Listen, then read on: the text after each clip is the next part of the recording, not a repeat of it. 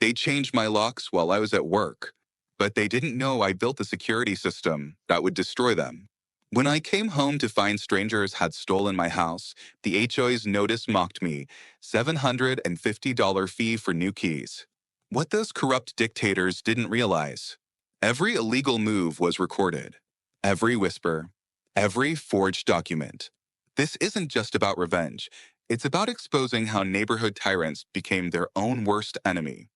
My key jammed in the lock. Cold metal where my front door should have opened. That's when I saw the notice, red letters screaming violation, and realized the HO had invaded my home while I coded security systems for Fortune 500 companies. Their mistake? Forgetting who designed theirs. I never planned on becoming the neighborhood villain. 3 years ago, when I moved to Sunnyvale Estates, I was simply looking for peace and quiet. After 8 years in the military and another 5 working in cramped tech offices in Seattle, I crave space. Lots of it. My name is Mason Holloway, 38 years old, and I work remotely as a software engineer for a cybersecurity firm. The job pays well, gives me flexibility, and most importantly, allowed me to escape the city for this quiet suburb nestled against beautiful woodland in western Washington. Sunnyvale Estates seemed perfect on paper. Modern homes on spacious lots, and just remote enough to feel peaceful without being isolated. The HOA fees were steep, for $150 quarterly, but the listing agent assured me it was worth it for the immaculately maintained community spaces and award-winning landscaping. What she conveniently failed to mention was that Sunnyvale Estates Association was ruled by Barbara Whitmore like a dictator, but even dictators forget. Every empire has a weakness. Hers was greed. My security systems stop corporate spies, but I never thought I'd need them to fight the HOA president's $1,500 special fund shakedown. The moment I questioned her, 6 violations appeared. Grass too green, trash cans too symmetrical, $900 in fines. That's when I knew this wasn't about rules. It was war. I first met Barbara during my second week in the neighborhood when she appeared at my door with a welcome basket that contained more HOA bylaws than actual welcome gifts. "We're so delighted to have new blood in Sunnyvale," she said with a smile that didn't quite reach her eyes. "I'm sure you'll love our community once you understand how we operate." That should have been my first warning. Barbara, with her perfect bob haircut and designer casual, where was a senior manager at a prestigious law firm and had been the HOA president for 5 years running. Unopposed elections, I would later learn, because no one dared challenge her. The first few months I kept to myself. I paid my dues on time, maintained my lawn according to regulation, and avoided the monthly HOA meetings that, from what I gathered from my neighbor Sarah Johnson, were more like Barbara's personal court sessions than actual community discussions. Sarah was one of the few genuinely friendly faces in the neighborhood, a 35-year-old elementary school teacher who lived 2 doors down and occasionally brought over homemade cookies just to be nice. "Don't let Barbara get to you," she'd advised me early on. "She means well sometimes. She just believes her way is the only way." I might have continued flying under Barbara's radar indefinitely if it weren't for the special renovation fund. My home became a Russian nesting doll of surveillance. What they saw, basic cameras. What they missed, microphones in the HVAC vents. Pressure plates under the welcome mat. A self-destruct protocol that live-streamed evidence if my heartbeat stopped. 3 years ago, I installed cameras even the NSA couldn't detect. Backup sensors in the crown molding. Audio pickups in the doorbell. When Barbara Whitmore's thugs picked my lock, they activated a kill switch that emailed their crimes to 12 attorneys. The trouble started at my first HOA meeting. Barbara unveiled her new pet project, a special renovation fund requiring each household to contribute $1,500 for community improvements. When I politely asked for a detailed breakdown of the planned expenses, the temperature in the room dropped by about 20 degrees. Barbara's smile tightened as she explained that all financial decisions had already been thoroughly vetted by the board and that the details were too complex to discuss in a general meeting. The way she stared at me afterward made it clear I'd crossed some invisible line. After the meeting, a woman named Priya approached me in the parking lot. Word of advice, she said in a hushed tone. Don't make waves with Barbara. The last guy who questioned the financials found himself drowning in violation notices until he sold and moved away. Over the next few days, I noticed subtle changes in how some neighbors interacted with me. Casual greetings became curt nods, and invitations to neighborhood functions mysteriously stopped. Then came an email notification that I was the only resident who hadn't contributed to the special fund yet, followed by a personal call from Barbara reminding me that community participation is a cornerstone of Sunnyvale values. Her voice carried that special kind of threat wrapped in syrupy politeness that made my skin crawl. That evening, I decided to check my security footage and noticed something odd.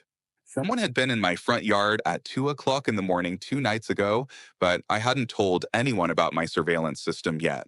Standing in the darkness of my living room watching the footage, I whispered to myself, I'm past the warning stage now. I wouldn't realize how prophetic those words were until much later. The figure on my footage wasn't just passing by. They were methodically examining my front door frame, testing the windows, and taking what appeared to be measurements. The timestamp showed 2:17 a.m. And though the person wore a hooded jacket, their distinctive limp matched Walter Chambers' gait perfectly. Walter Chambers, the HOA vice president and a former cop who'd been discharged under murky circumstances. The implications were disturbing. This wasn't random vandalism or teenage mischief. This was calculated reconnaissance. I spent that night reviewing my home's vulnerabilities, making notes on entry points that needed additional protection, and ordering specialized equipment that would arrive in discreet, unmarked packages. If the HOA wanted to play surveillance games, they had chosen the wrong opponent. By dawn, I had developed a 3-phase security enhancement plan and made my first entries in what would become a meticulous log of every interaction with HOA members. Something told me that documentation would become my most powerful weapon in the battles ahead. I spent the following week researching our HOA bylaws and state regulations. Turns out, as a homeowner, I had the legal right to request detailed financial records from the association. I drafted a formal letter citing the specific laws and hand-delivered it to the HOA office. The administrative assistant's eyes widened slightly as she read the heading, but she assured me Barbara would respond promptly. 3 days later, instead of the financial records I requested, I received a violation notice for lawn grass exceeding 2.5 inches in height, with a $100 fine. The day after I trimmed the grass, another notice appeared. Trash receptacle position 6 inches beyond designated placement area, another $100. By the end of 2 weeks, I had received 6 separate violations totaling $900 in fines, each one more ridiculous than the last. Priya, who I learned was a lawyer specializing in real estate, wasn't surprised. Barbara is infamous for her death by 1,000 cuts approach. She explained when we met for coffee. She's been doing this for years. Most people just give up and pay whatever she asks. She told me about Luis Rodriguez, another homeowner who had gone through similar harassment after questioning a suspicious landscaping contract last year. I started documenting everything, photographing my lawn daily, recording the exact position of my trash cans, and keeping detailed notes of every interaction with HOA members. If they wanted to play by the rules, I'd make sure I knew the rule book better than they did. The more I dug into Sunnyvale Estates' regulations, the more alarming inconsistencies I found. The official bylaws filed with the county differed significantly from the version distributed to homeowners, with the HOA's version granting them far more power over property decisions. The financial disclosures from the past 5 years showed patterns of suspicious transactions to vendors that either didn't exist or were registered to relatives of board members. Most disturbing was the discovery that the HOA had placed liens on 7 properties in the past 4 years, an almost unheard of frequency for a neighborhood of our size. It was becoming clear that Barbara wasn't just a power-hungry busybody. She was running a sophisticated scheme designed to intimidate, extract money, and potentially force out homeowners who didn't fall in line. The morning after my research deep dive, I installed 4 additional hidden cameras around my property, high-resolution models with night vision capabilities that transmitted to secure cloud storage that even I couldn't delete or modify once recordings were saved. This immutable record would ensure that any evidence collected would stand up to claims of tampering. I also set up a dedicated computer in my home office running specialized software that logged every electronic communication from the HOA and backed up copies to 3 separate secure servers. Some might call this paranoia. I called it preparation. My father always told me, hope for peace, but prepare for war. This situation certainly felt like the latter was becoming inevitable. Driving home from work one evening, I spotted a black SUV parked across from my house. Inside sat Walter Chambers, along with Greg Bennett, the local locksmith who did all the official HOA maintenance. They weren't even trying to be subtle, openly watching my house and taking notes. I noticed Officer Ryan Daniels, one of the local police, slowly driving by as well. He gave me a neutral nod but kept driving. I'd later learned he had been watching Walter's activities around the neighborhood for months, suspecting something wasn't right, but lacking evidence to act. The next escalation came after I missed the deadline to pay those accumulated fines. Barbara sent a final warning letter, threatening legal action if I didn't comply immediately. That same night, my cameras caught Greg and Walter prowling around my property after midnight. They were testing windows, photographing my porch, and even trying to peek through my blinds. I called Priya immediately. They're building a case against you, she warned. Barbara has connections at the county courthouse. Her brother-in-law is a clerk there. You need to be extremely careful. I decided to take her advice, but not in the way she expected. Instead of backing down, I began installing additional hidden surveillance. If they want a war, they'll get one, but on my terms.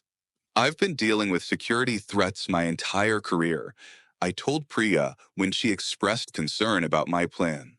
Corporate espionage, international hackers, even state-sponsored attacks. Barbara Whitmore is just another threat model, and a predictable one at that. What I didn't tell Priya was that I was setting up what security professionals call a honeypot, a system designed to look vulnerable while actually monitoring anyone who tries to exploit it.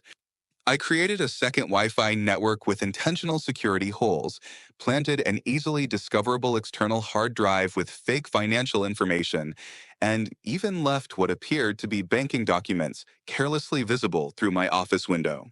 Then I waited, knowing that people who abuse power eventually overreach. When Greg connected that USB to my computer, he didn't realize it worked both ways. By midnight, I was scrolling through Barbara's texts about disposing of problem residents and discovering why my house was worth killing for. I received an official HO letter labeled Urgent Legal Notice the following morning. It detailed all my unpaid fines, now with added late fees, and gave me 48 hours to pay or face a lien on my property. As I read it, my security app pinged. Night vision footage showed Greg snooping around my backyard again, this time with what looked like measuring tools. When I mentioned this to Priya, she became genuinely worried. Nathan, these people have driven out families before. They won't stop until they get what they want. I smiled for the first time in days. I'm counting on that, I replied. Standing in my basement that night, I finalized what I called my Eagle Eye Protocol, a comprehensive surveillance system that would capture everything happening in and around my home without anyone knowing it existed. The HOA thought they were dealing with a typical homeowner they could bully into submission. They had no idea they were targeting someone who made his living by staying one step ahead of people trying to breach security systems.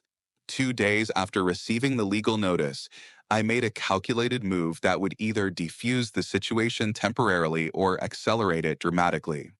I paid exactly half of the fines, $450, with a detailed letter disputing the remaining charges and once again requesting the financial records I was legally entitled to review. The letter was polite but firm, crafted with PRIA's legal guidance to signal compliance with reasonable requests while standing my ground on excessive violations. The strategy was designed to force Barbara into a decision, either accept my partial payment and address my legal requests, or escalate further and potentially expose the HOA to greater scrutiny. I hand-delivered this package to ensure it couldn't be lost in the mail and used my phone to secretly record the interaction with office staff. The response came faster than I expected. That very evening, as I was reviewing security footage from the previous night, a knock came at my door. Standing on my porch was Denise Peterson, the HOA secretary, flanked by Walter, who remained a few steps behind her with his arms crossed. The board has reviewed your partial payment. Denise began in an artificially sweet voice that didn't match her tense expression.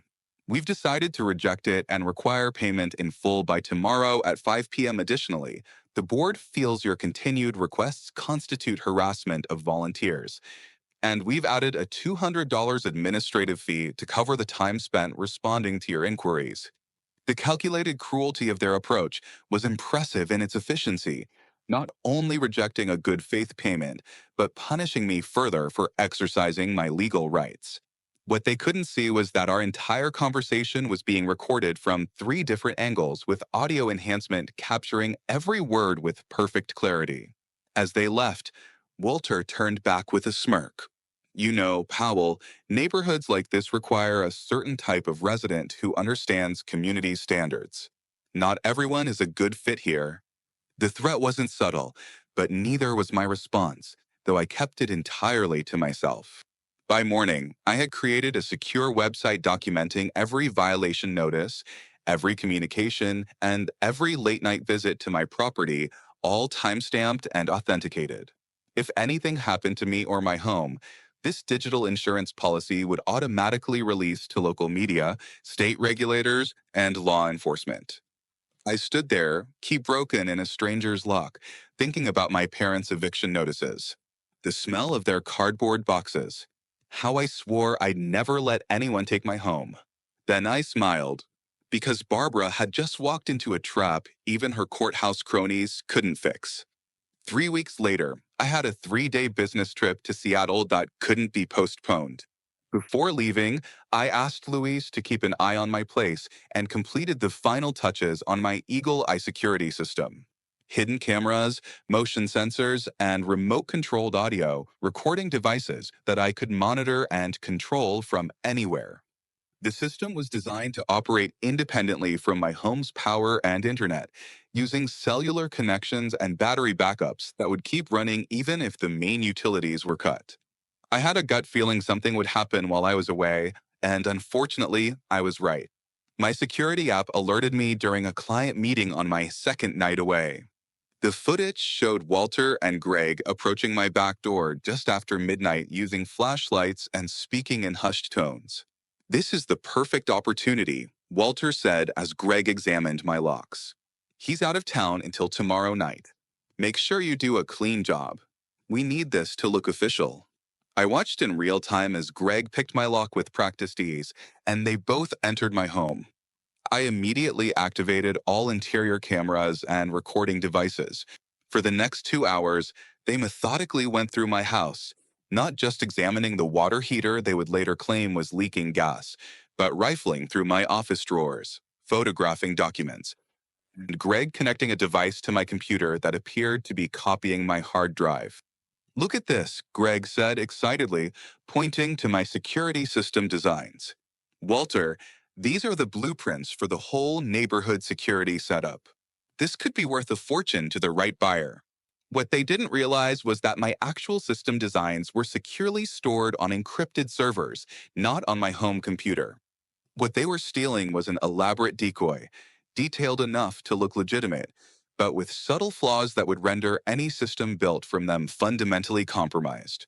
I had prepared for this possibility months ago, creating a digital Trojan horse that would allow me to track anyone who attempted to use the stolen designs. As they continued their illegal search, I was already documenting each violation with timestamps, clear video, and audio that captured their explicit intentions. Their casual conversation revealed something else disturbing. This wasn't the first time they had entered homes without permission.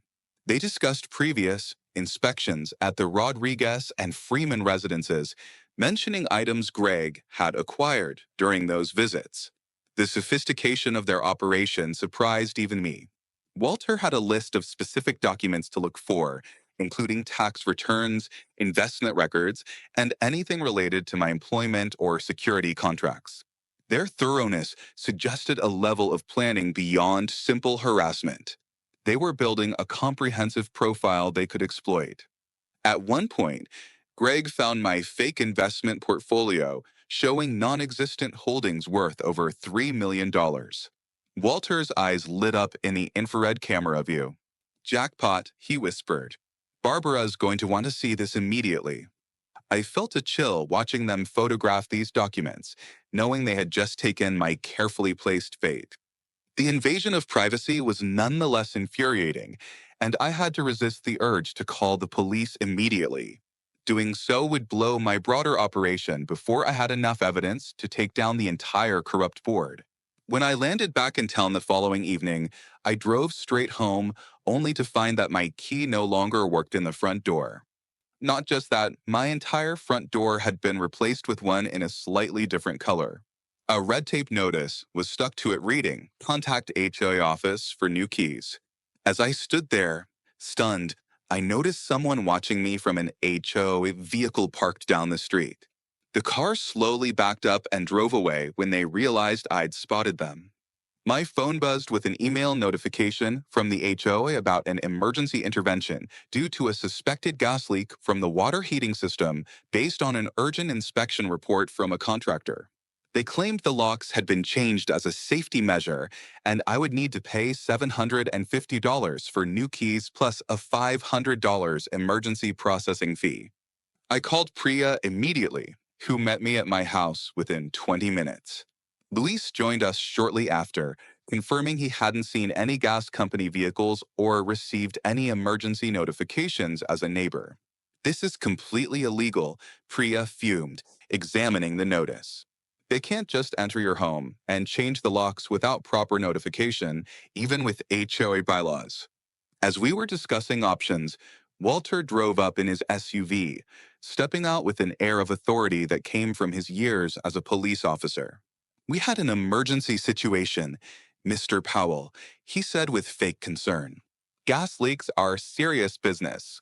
We had to act quickly for the safety of the neighborhood." When I asked to see the inspection report, he became evasive. "The paperwork is being processed. You'll get a copy with your new keys after the fees are paid, of course."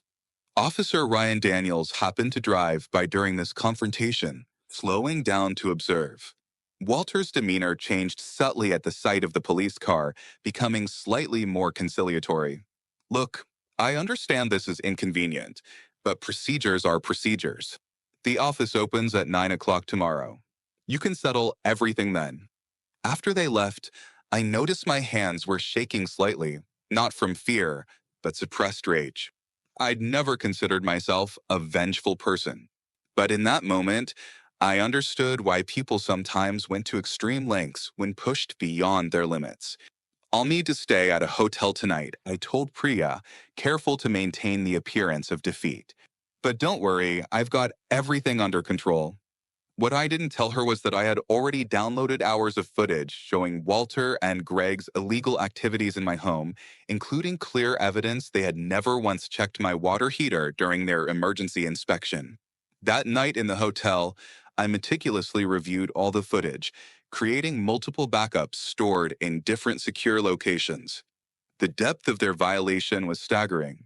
They had spent over 2 hours in my home with 45 minutes dedicated solely to my home office.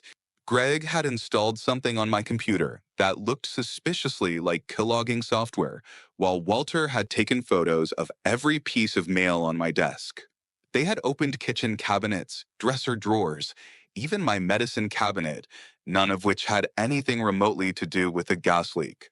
Most tellingly, they spent less than 2 minutes in the utility room where the water heater was actually located, and neither of them even opened its access panel. The fabricated nature of their emergency couldn't have been more obvious. While analyzing the footage, I discovered something I'd missed during the live viewing. At one point, Walter had made a phone call. Enhancing the audio revealed a conversation with Barbara where he explicitly stated, "We're in Powell's house now. No issues so far. We'll have everything we need to move forward with the plan." Barbara's response wasn't clear, but Walter's next statement was chilling. "Don't worry. By this time next month, he'll be begging to sell." This confirmed what I had suspected.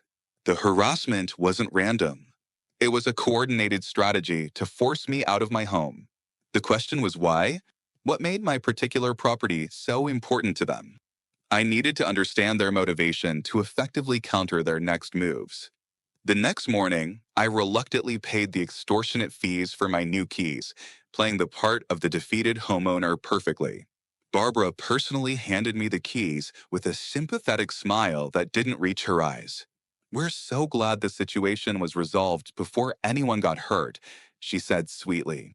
"Safety is our primary concern at Sunnyvale Estates." I nodded meekly and thanked her, noticing the triumphant gleam in her eyes as I walked away. Back in my house, the extent of their invasion became clear. Drawers were slightly ajar, papers rearranged, and my personal items moved. My computer showed signs of tampering, though the security measures I'd installed had prevented any actual breach. Most disturbingly, the footage revealed that Greg had not only replaced my locks, but had also copied the hard drive containing my security system designs and handed it to Walter, something that went far beyond their fabricated concerns about gas leaks and created a much stronger evidence trail for extortion. As I carefully inspected every room, I discovered additional evidence of their thorough search. They had even checked under my mattress and inside air vents. In my home office, I found fingerprint dust on several surfaces, indicating they had been searching for my fingerprints. This suggested a level of sophistication beyond typical harassment. They were gathering materials they could potentially use to implicate me in something. The violation felt deeply personal, as if they had not just invaded my home, but were attempting to hijack my identity for their own purposes. I spent the rest of the day setting up additional security measures, reinforcing door frames, adding interior door locks that couldn't be picked, and installing pressure sensors under certain floorboards that would alert me to any intruders. The old saying about locking the barn door after the horse had escaped came to mind. But in this case, I was counting on them attempting another break-in. Next time, my fortified security system would be ready to document every move they made, creating an evidence trail so compelling that not even Barbara's courthouse connections could ignore it. For the next 2 weeks, I implemented what military strategists call false flag operations. I became the model resident, paying all outstanding fines without complaint, attending community events with a smile, and even volunteering to help with the neighborhood newsletter. Barbara was visibly pleased, clearly believing she had broken my will. Little did she know that behind my newly compliant facade, I was executing Operation Eagle Eye, a comprehensive surveillance operation targeting the HOA leadership. I installed micro cameras in public areas of the neighborhood clubhouse where HOA meetings were held, placed motion-activated audio recorders in strategic locations, and even managed to gain access to their email server through a security vulnerability I discovered in their system. The intelligence I gathered was more damning than I'd anticipated. During a late-night meeting at Barbara's house, I captured clear footage of her accepting an envelope from a man in a navy blue suit, who was later identified as a developer interested in purchasing community land. "The special fund is almost ready," Barbara told him as she counted the cash. "Once we have everyone's contribution, we'll have enough leverage to push the sale through without a community vote." I didn't just record audio. I had visual evidence of Barbara taking what appeared to be a bribe, Walter discussing how they could force me to sell my house because Powell knows too much, and Denise Peterson, the HOA secretary. falsifying financial reports to hide their misappropriation of funds. My digital reconnaissance wasn't limited to surveillance cameras. I created a sophisticated network analysis system that tracked all electronic communications to and from the HOA office, revealing patterns of communication with developers, contractors, and what appeared to be shell companies created to launder funds skimmed from community fees. The private email exchanges between board members contained explicit discussions about targeting problem homeowners with fabricated violations until they either paid up or moved out. My name appeared with disturbing frequency in these exchanges, often paired with phrases like potential troublemaker and needs special handling. One particularly disturbing email from Barbara to Walter read, Powell's background makes him dangerous. If standard pressure doesn't work, we'll need to consider more creative solutions. This revelation explained the escalating nature of their tactics. They weren't just harassing me over petty violations. They viewed me as a genuine threat to their operation. My security expertise and natural skepticism made me the worst possible neighbor for their schemes. I began compiling a detailed timeline correlating board actions with property sales, discovering that every time a resident was forced out through harassment, their property was quickly purchased by one of three investment companies, all of which traced back to a single holding company partially owned by Barbara's late husband's estate. The scheme was elegant in its simplicity. Drive out homeowners through harassment, acquire their undervalued properties through shell companies, and then resell at market rates or hold until property values increased further. My carefully crafted submissive persona was occasionally difficult to maintain, particularly when Barbara stood up at an HOA meeting and announced her victory in securing the special renovation fund and promised to continue maintaining standards for stubborn residents. During a neighborhood barbecue, Barbara publicly disparaged me, implying I was a troublemaker who had finally learned his lesson. I remained silent, eyes downcast, while my sister Amelia, who was visiting that weekend, discreetly live streamed the entire interaction. You like making up rules, I thought to myself as Barbara gloated. I'm writing them down for you to read later. The strain of playing this double role took its toll. One evening, as Amelia helped me organize the evidence, I had a moment of doubt. If I go through with this, am I any better than they are? I wondered aloud. I've thought about selling the house and just walking away. Amelia placed her hand on my shoulder. But if you run away, who's going to stop them from doing this to someone else? She was right, of course. This had become about more than just my house. It was about standing up to bullies who had been terrorizing an entire community for years. Meanwhile, Priya, who had initially been hesitant to officially take on the HOA due to concerns about her professional reputation, became fully committed to the cause after witnessing the lock-changing incident firsthand. What they did to you is criminal, she said firmly. And I'm guessing you're not their first victim. My investigation revealed that Barbara, Walter, and Denise had been running their scheme for years. They had forced 5 other families to sell their homes over the past 3 years alone, always using the same pattern of harassment, fabricated violations, and escalating fines. But their current plan was far more ambitious. They were secretly planning to sell a portion of the community's common land to a developer for nearly $1 million without informing the residents. The Special Renovation Fund was never intended for improvements. It was designed to cover up the land sale preparation costs while they pocketed substantial kickbacks. I discovered all this by tracking Walter's movements through a USB drive he had stolen from my office, a drive I had fitted with a tracking chip and filled with enticing, but ultimately useless security information. I wasn't working completely alone. Martin Freeman, a neighbor who had publicly seemed neutral or even slightly hostile toward me, was secretly feeding me information. Barbara approached me last year about selling the eastern section of the park, he revealed when we met discreetly. When I objected, my mailbox was vandalized 3 times in 1 month, and I started getting violation notices about my garden beds being 2 inches too wide. My alliance of reluctant rebels was growing.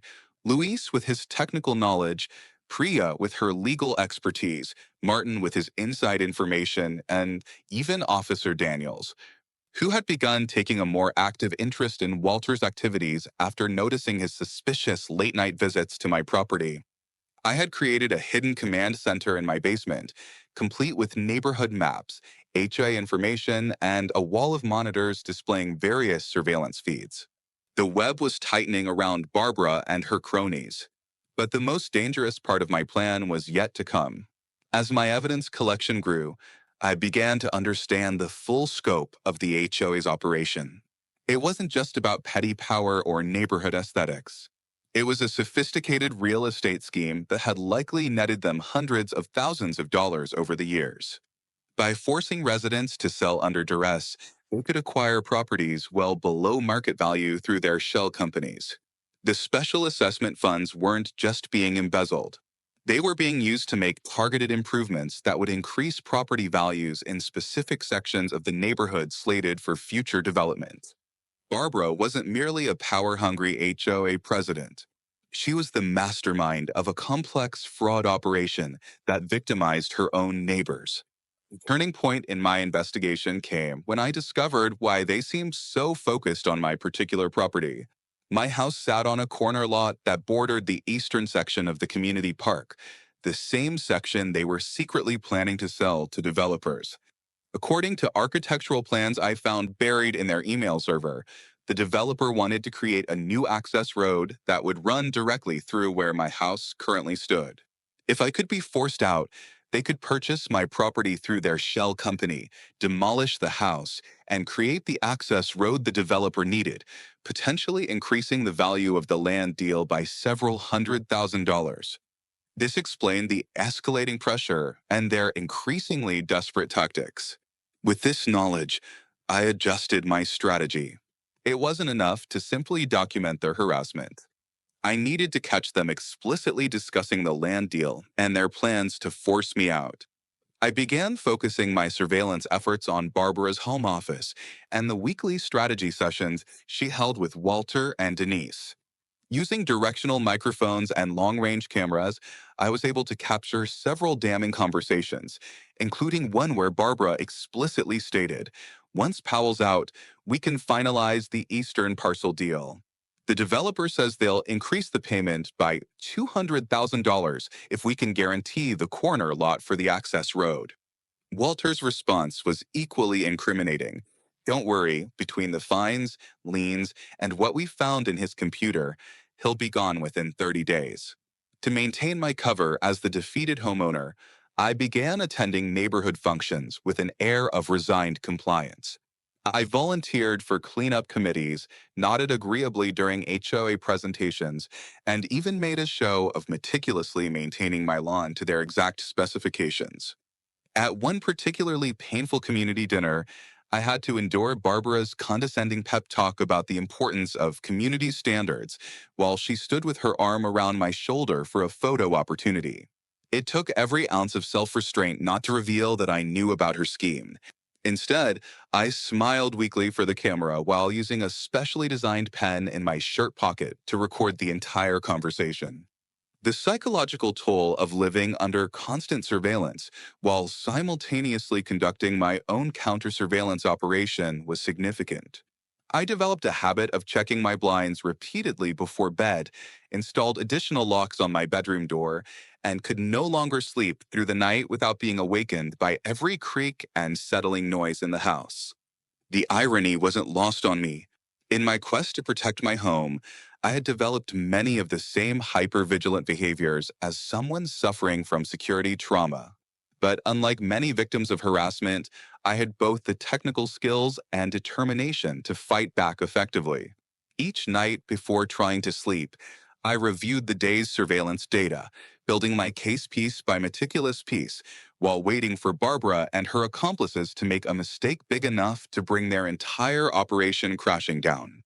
Early May brought the first real test of my patience and planning. The HOA announced a safety inspection of my home scheduled for the exact time I needed to monitor a secret meeting between Barbara and the developer. This couldn't be coincidence. They were deliberately trying to keep me occupied while they finalized their land sale deal. At the same time, Barbara had begun a public smear campaign against me in the community newsletter and local paper, painting me as a troublesome resident with vague accusations about disruptive behavior. One formerly supportive neighbor even sent me an apologetic note saying they couldn't be associated with me anymore, making me feel increasingly isolated just when I needed allies most. I needed a solution that would allow me to be in two places at once. I can set up a fake inspection scenario, I explained to Luis. Motion-triggered recordings of me moving around the house, lights on timers, and a rig system that will make it appear I'm home while I'm actually monitoring their meeting. The plan was risky. If the inspector became suspicious, the entire operation could be compromised. But I had no choice. The land sale meeting represented our best chance to gather conclusive evidence of the HOA's corruption. While preparing for this high-stakes gambit, I made another disturbing discovery about Greg Bennett. He wasn't just a locksmith with a criminal past. He was an active thief who had been stealing from homes during official inspections for years, all with Walter's protection.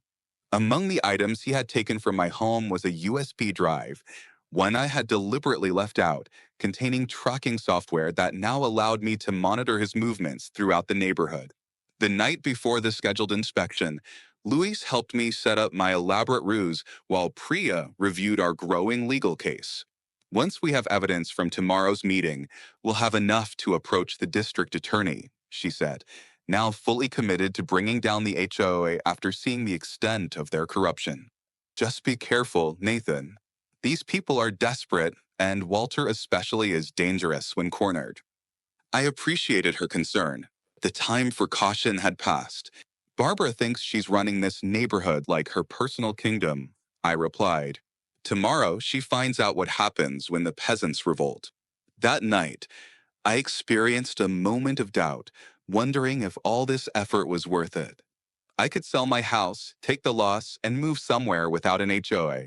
But then I remembered the other families who had already been driven out, and the many more who would suffer if Barbara's reign continued. The next day's dual operation began smoothly. The inspector arrived at my home and was greeted by my elaborately designed automation system, which played pre-recorded responses through the intercom and simulated movement inside the house. Meanwhile, I positioned myself at Luis's house across from the country club where Barbara's secret meeting was taking place. Using a high-powered directional microphone and a camera with a telephoto lens, we captured every detail of the conversation between Barbara, Walter, Denise, and the developer. The eastern parcel is yours once we clear the final hurdles, Barbara assured him, accepting another envelope. The special fund gives us cover for the preliminary work, and most residents don't read the fine print anyway. The developers seemed concerned about potential opposition. What about that security consultant who's been asking questions? Barbara's response chilled me. Powell won't be a problem much longer. We've got something special planned for him this weekend. I was so focused on the meeting that I almost missed the alert from my home security system. The inspector had gone off script and was attempting to access areas of my house that weren't part of the approved inspection route.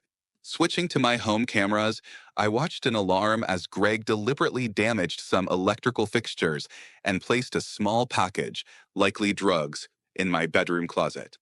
They're planting evidence, I realized with a surge of anger. The setup was now clear. They planned to discover illegal substances during an inspection, giving them grounds for immediate eviction and possibly criminal charges. This was no longer just about harassment or financial fraud. They were actively trying to destroy my life. While monitoring this unfolding crisis at my home, I received an unexpected call from Martin Freeman.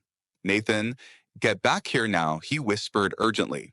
Walter just left the meeting early and is heading to your place with Officer Collins. Not Daniels, but Collins, Walter's old partner from the force. They're talking about an anonymous tip about drug activity. My carefully constructed plan was falling apart. If Walter arrived with a police officer while Greg was still planting evidence, I could face serious charges.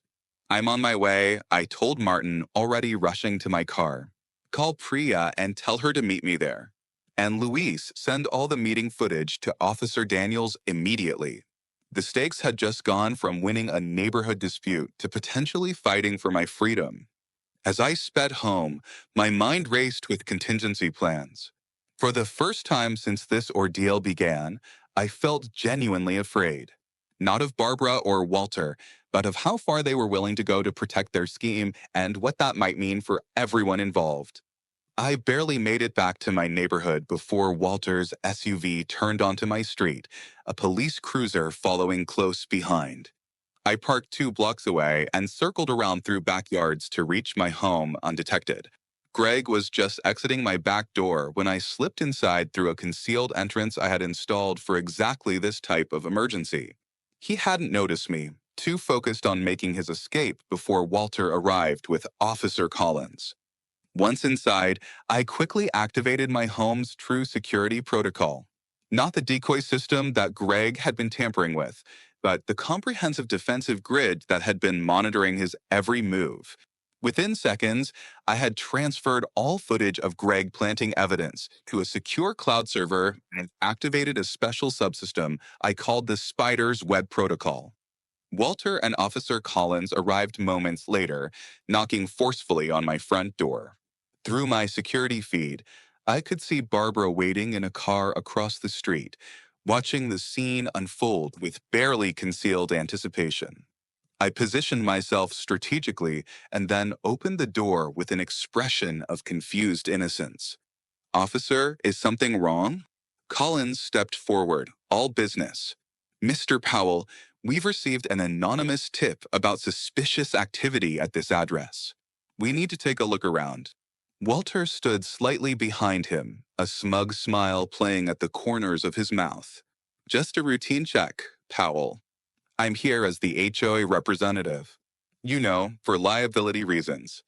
The fake concern in his voice made my skin crawl, but I maintained my composure. Of course, officer, though I'm a bit confused about the HOA's involvement in a police matter, I replied, stepping aside to let them enter. As they moved through my house, I watched Walter subtly directing Collins toward the areas where Greg had planted the evidence. You might want to check the bedroom closet, he suggested with artificial casualness. These older houses sometimes have issues with contraband from previous owners. Collins gave him an odd look, but proceeded to the closet anyway. It was at that precise moment that my doorbell rang. Priya had arrived right on cue. Excuse me, officer, I said. That's my attorney. The flash of panic on Walter's face was priceless. As Priya entered, legal pad in hand and skepticism evident in her professional demeanor, she immediately took control of the situation. My client informed me of this surprise visit, she stated firmly. May I ask the specific grounds for the search? Do you have a warrant, Officer Collins? Collins looked uncomfortable. We received an anonymous tip. Priya cut him off smoothly. An anonymous tip is insufficient grounds for entering a private residence without a warrant, as I'm sure you're aware. The dynamic in the room shifted instantly. Collins straightened, suddenly more cautious, while Walter began to sweat visibly. Perhaps we could discuss this outside, Collins suggested, clearly reassessing the situation. As they moved toward the door, I casually pressed a button on my phone, activating the final phase of my plan. The large television in my living room flickered to life, displaying crystal clear footage of Greg planting the package in my closet just 30 minutes earlier.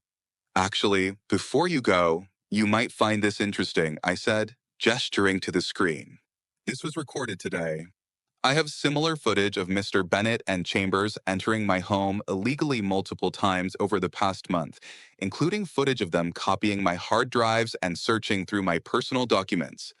The color drained from Walter's face. That's, that's doctored footage, he stammered. He's trying to frame the HOA. Collins, however, was already reaching for his radio, expression hardening as he watched Greg clearly planting evidence in my home. I think I need to call this in, he said quietly, stepping away to request backup. Walter moved toward the door, but I wasn't finished yet. Oh, and Walter, You might want to let Barbara know that Officer Daniels has already received all the footage of today's meeting with the developer, including the parts about kickbacks and the planned land sale. The next few hours passed in a blur of police statements, evidence collection, and the gradual unraveling of the HOA's corrupt empire. Officer Daniels arrived with a legitimate search warrant, not for my house, but for the HOA office and Barbara's home, based on the evidence I had previously shared with him and the city attorney. As Barbara was escorted from her car in handcuffs, screaming about a setup and threatening lawsuits, I felt no satisfaction, only relief that the nightmare was finally ending. Priya stayed by my side throughout the process, lending her legal expertise and moral support. You know, when you first came to me with this plan, I thought you were being paranoid, she admitted quietly. I never imagined it went this deep. That evening, as police cars finally drove away and curious neighbors retreated to their homes, I sat alone in my living room, the adrenaline crash leaving me exhausted but clear-headed. I had activated my spider's web protocol not just as a defensive measure, but as the culmination of months of careful planning. Every illegal action, every fraudulent document, every secret meeting had been recorded and cataloged, creating an evidence trail so comprehensive that not even Barbara's courthouse connections could make it disappear. I had sent copies to the district attorney, the state attorney general's office, and several trusted journalists. The web had closed, and there would be no escape for the corrupt HOA leadership. As I stared at the wall of security monitors in my basement command center, watching police searching Barbara's home and the HOA office simultaneously, I realized that Barbara hadn't been entirely wrong in one respect. I was indeed a security threat, just not in the way she had imagined. The emergency community meeting the following weekend drew nearly every Sunnyvale Estates resident. The clubhouse buzzed with shocked conversations as people processed the arrests of Barbara, Walter, and Greg, along with the freezing of all HOA accounts pending investigation. I sat quietly in the back, observing the spectrum of reactions ranging from disbelief to vindication. Denise, who had agreed to cooperate with authorities in exchange for leniency, confirmed what many had suspected for years. Barbara had been systematically embezzling funds, harassing residents who questioned her authority, and most recently planning to sell community land without proper approval or transparency. When my name came up as the person who had exposed the scheme, all eyes turned to me. The same neighbors who had avoided me weeks earlier now regarded me with a mixture of gratitude and embarrassment. I think Mr. Powell deserves to explain what happened in his own words, Martin Freeman suggested, standing up from his chair. As I walked to the front of the room, I felt oddly calm. The anger and frustration that had driven me for months had dissipated, replaced by a sense of closure. I never wanted to be at the center of this, I began. All I asked for was transparency about our finances and fair treatment under the rules we all agreed to when moving here. I connected my laptop to the projector and pulled up a carefully edited video compilation. Barbara changing my locks, Walter stealing documents, Greg planting drugs, all intercut with footage of their secret meetings discussing kickbacks and their plans to force me out. The TikTok-style quick cuts and clear captions drew audible gasps and even nervous laughter as the full extent of corruption was laid bare. When Walter pulled open the safe in my office, fine dust exploded out, making him cough violently. Barbara covered her nose with a Chanel handkerchief, staring greedily at the folder of secret investment documents as if she'd discovered a gold mine. Look at this, her voice rang clearly through the clubhouse speakers. Powell sitting on millions from some tech investment. We can squeeze him for way more than just the special fund contribution. The footage continued, showing their plans to not only evict me, but to extort money based on the fake investment documents I had planted as bait. When the video ended, the silence in the room was deafening. They didn't just target me, I explained quietly. Over the past 3 years, 5 other families were driven out using the same tactics. The Special Renovation Fund was never meant for improvements. It was covering their preparations to sell the eastern section of our community park to developers for nearly $1 million, with substantial kickbacks for themselves. Officer Daniels took over from there, explaining the criminal charges being filed and the ongoing investigation into the HOA's finances. We've found evidence of systematic fraud dating back at least 5 years, he told the stunned audience. And Mr. Powell's documentation was instrumental in breaking this case. The meeting then turned to the immediate need for an interim HOA board, with Priya nominated as temporary president until proper elections could be held. As practical matters were being discussed, I slipped out quietly, needing some time alone to process everything. Walking through the neighborhood park, the same one that would have been partially sold off without residents' knowledge, I reflected on the past months. The victory felt different than I had anticipated, not the vengeful satisfaction I had sometimes imagined, but something quieter and more profound. 3 months passed, bringing significant changes to Sunnyvale Estates. The new HOA board, elected with record resident participation, implemented transparent financial practices and reasonable enforcement of community standards. Barbara and Walter faced multiple criminal charges, including fraud, breaking and entering, evidence tampering, and attempted extortion. Greg turned state's evidence, revealing a pattern of theft during official inspections that had been overlooked by Walter during his time as the neighborhood security chair. The developer was under investigation as well, the land sale permanently canceled. As for me, I received numerous requests to consult on security for other neighborhoods fighting corrupt HOAs, turning my experience into an unexpected career opportunity. At the community's first successful block party under the new leadership, Priya found me sitting somewhat apart from the celebration. "You should be enjoying your hero status," she teased, handing me a drink. I shook my head. "I'm no hero. I just had the right skills at the right time." We watched children playing on the preserved park grounds, the same land that would have been bulldozed under Barbara's scheme. "You know," Priya said thoughtfully, "you never told me how you knew they'd take the bait with those fake investment documents." I smiled slightly. People who abuse power always want more. Barbara wasn't just power hungry. She was greedy. The moment she thought I had money, her focus shifted from driving me out to getting her hands on that money. Classic predator behavior. They can't resist an easy target. As evening fell and the party wound down, Priya mentioned that several former board members who had worked with Barbara still seemed nervous around me. "They keep asking if you have evidence about them too," she said with curiosity. "Do you?" I looked out across the neighborhood I had fought so hard to protect. "I hope we never need to find out," I replied. "But as everyone here has learned, never underestimate the person who designed your security system." The small eagle-shaped camera on my bookshelf blinked from red to green, a silent signal that normal monitoring had resumed after months of heightened surveillance. For the first time since moving to Sunnyvale Estates, I felt like I was truly home. The aftermath brought one final surprise. At the official hearing where Barbara, Walter, and Greg faced their charges, Barbara's facade finally cracked completely. "You think you've won?" she screamed as officers led her away. "This neighborhood was mine. I built it."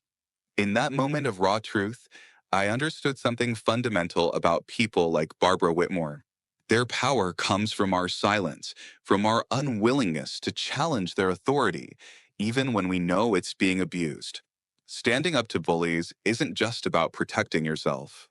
It's about protecting everyone who might come after you. As I walked out of the courthouse into bright sunshine, my phone buzzed with messages from other homeowners across the country facing similar situations, looking for guidance on how to fight back. Maybe that would be my next project, teaching others how to shine a light on the darkness that thrives in secrecy. After all, the best security systems don't just keep threats out. They expose them for what they truly are: